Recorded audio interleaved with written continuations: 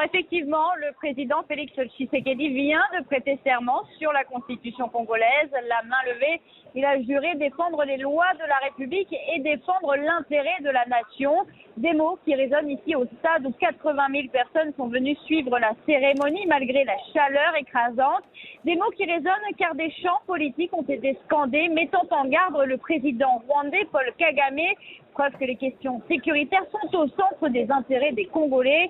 Alors pour rappel, dans l'est du pays, les rebelles du M23 soutenus par l'armée rwandaise, selon de nombreux rapports comme celui des experts des Nations Unies, occupent de larges parties du territoire de Masisi et Rutshuru depuis plus d'une année.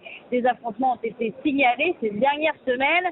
Rétablir la paix dans l'est du pays sera donc l'une des priorités du second mandat du président Tshisekedi qu'il entame tout juste. Les insignes, les symboles de la République lui ont été remis par le président de la Cour constitutionnelle. On peut citer un drapeau congolais, aussi les armoires de la République qui sont une tête de léopard forgée et une lance. Alors avec cette cérémonie, le président Tshisekedi a aussi montré qu'il est soutenu, qu'il est entouré. 18 chefs d'État africains assistent dans les tribunes officielles à cette investiture.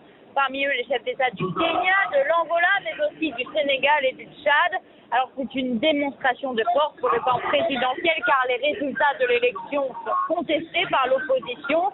Deux des leaders, Moïse Katumbi, arrivé deuxième de l'élection, et Martin Fayoulou, ont appelé à manifester aujourd'hui pour exiger l'annulation des élections générales congolaises.